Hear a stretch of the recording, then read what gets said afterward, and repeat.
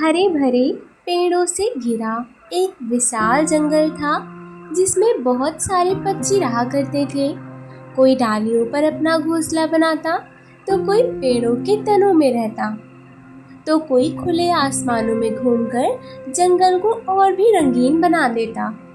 सुबह होते ही सैकड़ों पक्षियों के चहचहाहट से पूरा जंगल गूंज उठता था।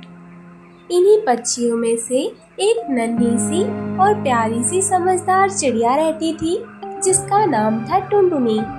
टुनटुनी बहुत दयालु और चतुर थी।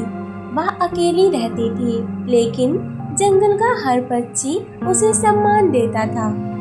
सालों तक टुनटुनी ने मेहनत और धैर्य से जीवन बिताया, लेकिन उसके दिल में हमेशा से एक ख्वाहिश थी कि उसका भी एक बच्चा हो जो उसकी चहचहाहट की तरह ही मीठा और प्यारा हो। आखिरकार कई बरस बाद वह दिन आया जब टुनटुनी ने अपना पहला अंडा दिया। उसकी खुशी का ठिकाना नहीं था। उसने नन्हे से अंडे को पत्तों और नरम घास से बने अपने छोटे घोंसले में बड़ी सावधानी से रखा। वह हर रोज उसे प्यार से देखती और सोचती कि जल्दी ही मेरा बच्चा जन्म लेगा और मेरा अकेलापन दूर हो जाएगा। लेकिन किस्मत को शायद कुछ और ही मंजूर था। जंगल में एक चालाक और लालची कौवी रहती थी। उसे दूसरों की चीजें छीनने की आदत थी। एक दिन जब टुनटुनी खाने की तलाश में बाहर आई, तब कौवी चुपके से उसके घोंसले तक पहुंची और वहां रखा अंडा उठा लाई। जब टुनटुनी वापस लौटी और उसने अपना घोंसला खाली पाया, तो उसकी आंखों से आंसू बह निकले। वह पेड़ की डाल पर और पूरे जंगल में अपने अंडे को ढूंढने लगी। हे भगवान, मेरा अंडा कहाँ चला गया? लेकिन उसे कहीं भी कुछ नहीं मिला।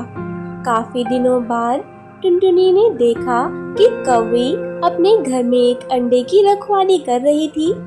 टुनटुनी ने तुरंत पहचान लिया कि यह अंडा वही है जिसे उसने दिया है। वह कांपती आवाज में बोली, कौवी बहन, यह अंडा मेरा है, इसे मुझे लौटा दो। यह मेरी जिंदगी की सबसे बड़ी खुशी है। लेकिन कौवी ने चालाकी से कहा, नहीं टुनटुनी, यह अंडा मेरा है, मैंने खुद इसे दिया है, तुम झूठ बोल रही हो। बेचारी टुनटुनी बहुत दुखी हुई।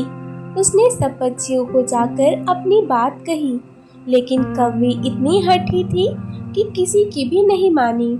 दिन बीतते गए। आखिरकार उस अंडे से एक बच्चा बाहर आया। वह नन्हा बच्चा हूबहू टुनटुनी के जैसा ही दिखता था। उसका रंग, उसकी आंखें और उसकी चहचहाहट सब कुछ टुनटुनी जैसा था। लेकिन कौवी फिर भी जिद पर अड़ी रही। यह बच्चा तो मेरा ही है और मैं ही इसकी माँ हूँ।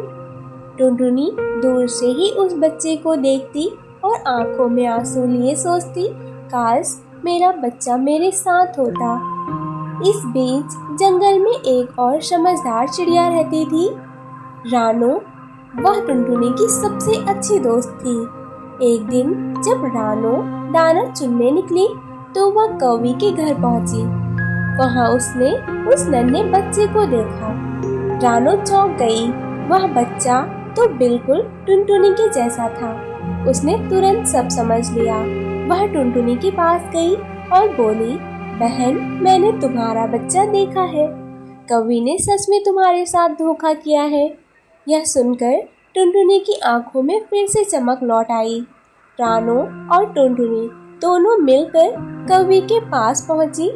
टुनटुनी ने अपने दिल का दर्द बताते हुए कहा, कौवी, यह बच्चा मेरा है।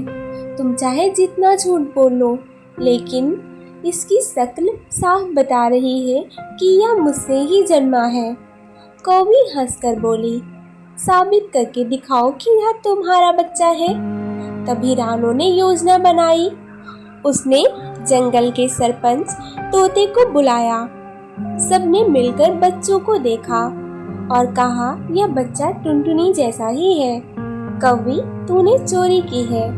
कौवे के पास अब कोई बहाना नहीं था, लेकिन वह फिर भी बच्चे को छोड़ना नहीं चाहती थी। तभी वह बच्चा खुद बोला। उसने अपनी मासूम चहचहाहट में टुनटुनी की ओर उड़ने की कोशिश की। बच्चा सीधे टुनटुनी के पास आ गया और उस पल पूरे जंगल में सन्नाटा छा गया। हर कोई भावुक हो उठा। टुनटुनी ने अपने बच्चे को सीने से लगा लिया और खुशी से उसके आंसू निकल आए। अब मैं कभी तुमसे दूर नहीं होऊंगी। कौवी शर्म से अपना सर झुका लेती है।